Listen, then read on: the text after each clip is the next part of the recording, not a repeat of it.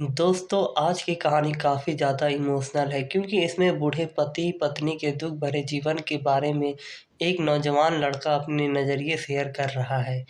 मेरा नाम प्रशांत है। मुझे गाँव के घर से काफ़ी दूर की बड़ी सिटी में नई नौकरी मिली थी। इस शहर में भाड़े के घर लेकर रहने लगा। पड़ोसी के तौर पर घर के सामने ही एक घर था, जिसमें एक बुजुर्ग जोड़ा रहता था। दोनों बिल्कुल अकेले थे, मतलब ना कोई बेटा, ना बेटी, ना नाती, ना पोते, यानी कि संयुक्त परिवार नहीं था। मैं एक संयुक्त परिवार का सदस्य था, इसलिए मुझे अक्सर उनके बारे में विचार आते रहते थे। मुझे देखकर बुरा लगता था, इतना उम्र होने के बाद भी उनकी देखभाल करने वाला कोई भी नहीं। जब मैं सुबह ऑफिस के लिए निकलता था तो देखता था कि दादी जी अपने कपकपाते हुए हाथों से दादाजी को चाय देते थे। वैसे ही कपकपाते हुए कप के लिए दादाजी चाय पीते। वहाँ पर रहते हुए कुछ दिन होने के बाद मुझे पता चला कि ये दोनों मिल-जुल के धीरे-धीरे घर के सारे काम करते थे। कोई भी उनसे जाकर बात नहीं करता। इतने दिनों में मैंने उनकी आवाज़ तक नहीं सुनी थी। जब मैं शाम को ऑफिस से घर आता था, दोनों को घर के आंगन में बैठा पाता था और उन दोनों के ही चेहरे पर थकान साफ-साफ पड़ पाता था। मेरा मन कई बार करता कि उनके पास जाकर बात करूं, लेकिन फिर किसी वजह से मेरे पाँव वहीं पर थम जाते। मैं जब जब उन्हें देखता था तो मुझे मेरे दादा-दादी बहुत याद आते थे और मैं घर पर फ़ोन लगाकर उनसे बात कर लिया करता था। एक संडे जब मुझे ऑफ़िस में छुट्टी हुई तो मैंने देखा कि दादी जी काम कर रहे थे, लेकिन उन्हें रोज़ की अपेक्षा आज काम करने में कुछ ज़्यादा ही तकलीफ़ें हो रही थी। मैंने उनके पास जाकर पूछा कि दादी जी, आपकी तबीयत तो ठीक है ना?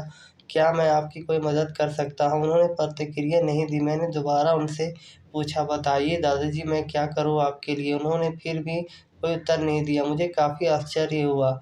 कुछ मिनट बाद दादाजी वहाँ आए और वहाँ भी कुछ नहीं बोले। मैंने ही बात को आगे बढ़ाते हुए कहा, मुझे लगता है कि दादी जी की तबीयत खराब है, इसलिए मैं यहाँ आया हूँ। मैं आपकी मदद करना चाहता हूँ।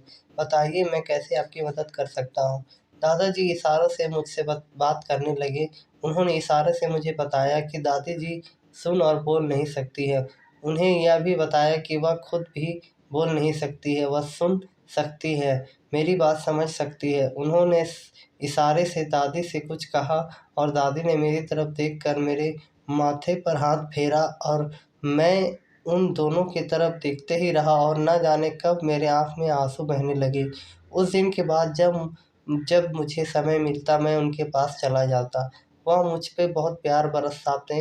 अब तो मुझे उनके इशारों की मीठी भाषा भी बहुत अच्छे से समझ आने लगी थी। एक दिन मैंने दादी जी से पूछा कि वह अकेले क्यों रहते हैं? क्या उन्हें कोई औलाद नहीं? दादी जी ने दादी को इशारे से समझाया कि मैंने उनसे क्या पूछा।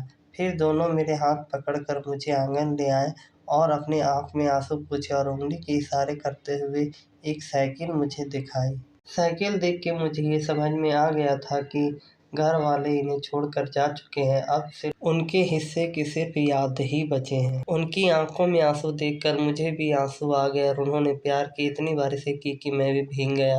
दोस्तों, ये एक सच्ची जो है वो घटना है फ्रेंड, ये सच्ची बातें हैं और ये जो कहानी है बिल्कुल ही सच है। लोग छोड़कर अपने माँ बाप को चले जाते हैं, लेकिन उनका अंजाम जो है वो बहुत ही बुरा होता है।